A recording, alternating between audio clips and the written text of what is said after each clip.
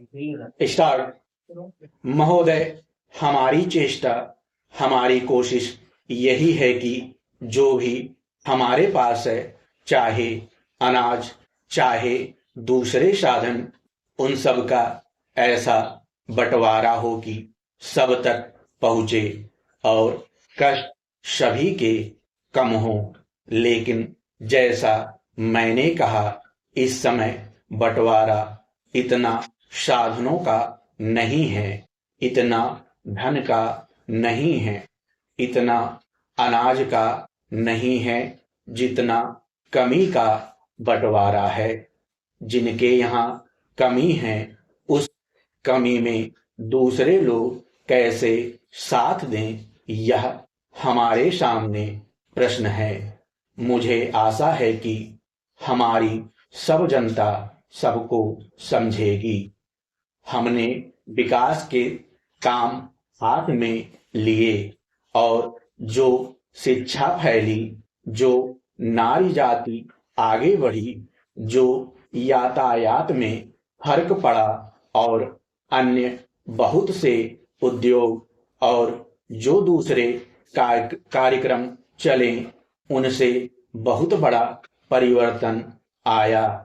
हम आगे बढ़े हैं और नए रास्तों पर आगे बढ़े हैं। जैसे जैसे नए रास्तों पर आगे बढ़ते हैं, नई कठिनाइयां हमारे सामने आकर खड़ी हो जाती हैं।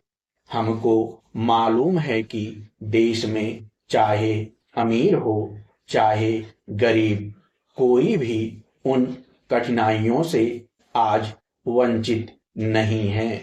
आप अखबारों को पढ़िए, अन्य बड़े से बड़े देशों के अखबारों को देखिए, तो वहां भी उसी तरह की हलचल है।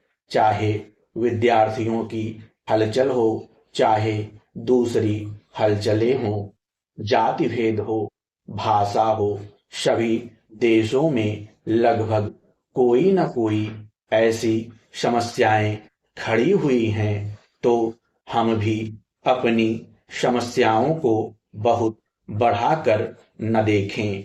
लगभग 2 वर्ष हुए, हमारे नेताओं ने एक सुझाव हमारे सामने रखा था।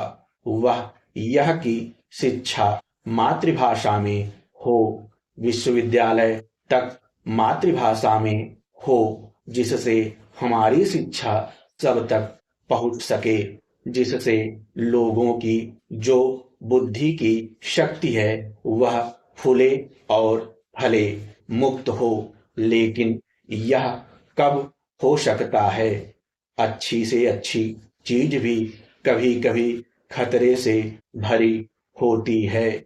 यह भी खतरा है कि शायद प्रत्येक भाषा अपने को अलग समझे, पृथक समझे। तो यह कार्य तब हो सकता है जब कोई एक ऐसी भाषा हो जिसको सब जाने और सीखें और जो सबको एक कड़ी में बांध सके। और जैसे इस तरह की एक राष्ट्रीय कड़ी की आवश्यकता है, उसी तरह एक अंतर्राष्ट्रीय कड़ी की भी आवश्यकता है, जिसमें हमारे संबंध दूसरे सब देशों से बने रहे। यदि संबंध को भी हम काट देंगे तो हमारी हानि होगी और हम अधिक कठिनाई में आ जाएंगे। क्षमा। Like and subscribe, and don't forget to press the bell icon for more updates.